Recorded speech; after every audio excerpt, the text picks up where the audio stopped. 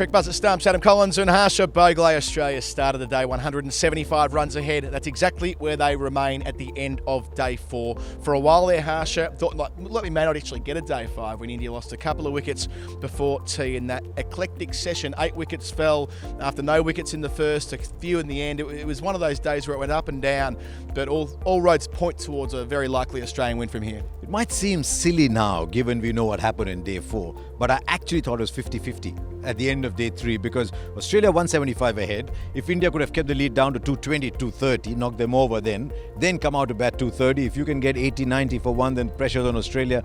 But that first session and second session, I challenge anybody here to say they predicted that's the way it would be in session 1 and 2.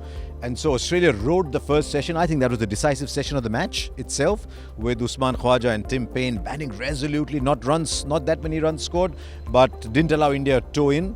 And so it allowed them, in spite of India winning that second session through Shami, to be that far ahead in the game. Yeah, so often Australia have had a terrible run of it on days 3 and day 4, winning the crucial first session, and at last they were able to do so. Usman Khawaja, an innings of resistance. He denied himself so many opportunities to score. He left more balls than he ever has in a game of international cricket.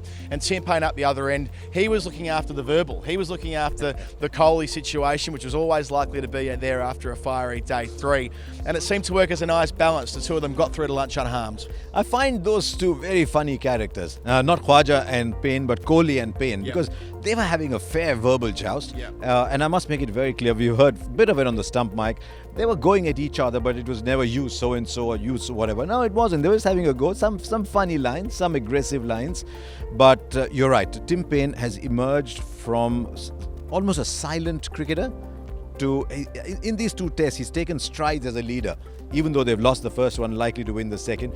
Kohli comes from the come look at me. He loves being the leader. And they're having a fair stoush, but you were absolutely right about Usman Khawaja. I just thought through denial, through winning inches.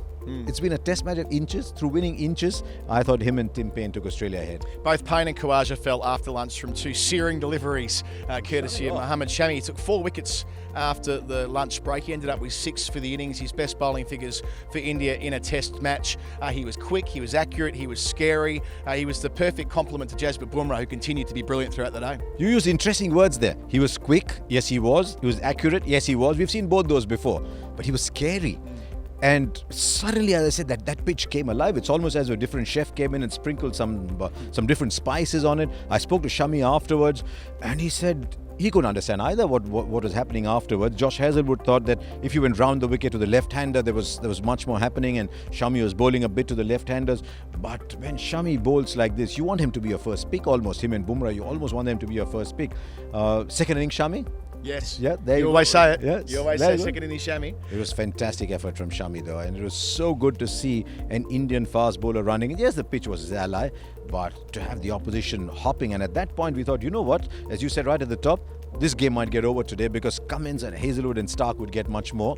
And then I think it might have been Dirk Nannes with whom I was working the ABC. So it's like those revolving hydraulic plates, that every 2 hours some other plate comes up and you're playing on a different surface.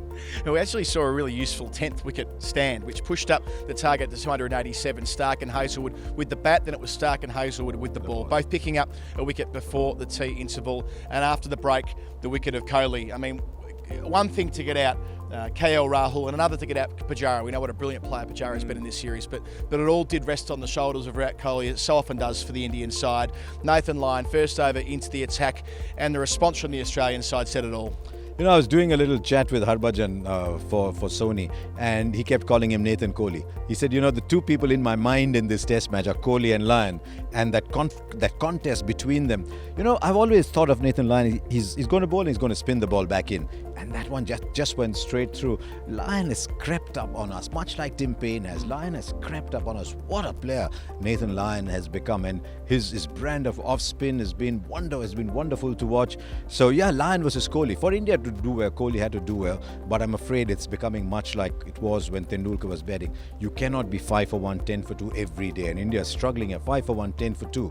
You can't chase 270 if you're 10 for 2 every day. A second wicket for Nathan Lyon, 5 for India by the closer, a long way off the mark. Have to ask you, Harsha, about a few words that Tim Payne had to say to Murali Vijay, asking him, you can't really think that he's a good bloke, can you? As you say, a bit of personality from Tim Payne. It says that it may not be super personal, but the verbals have played a role through the course of the last couple of days. I mean, Kohli's gone up to Tim Payne at times and said 2-0 doesn't look very good, does it? Because you're the captain. And so there's been that kind of stuff. Kohli's been in your face, but Kohli's never said anything that is offensive.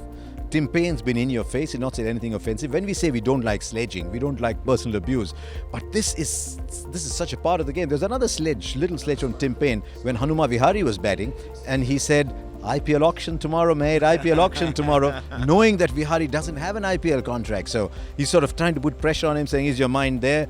I don't mind that at all. I absolutely don't mind that, because it's making someone uncomfortable, and that's fine.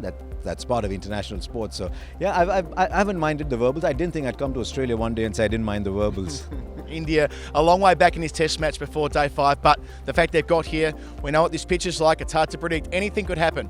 Whatever does happen, we'll be here on Crick Buzzer Stumps with Adam Collins and Harsha Bhogle. Yes, we will.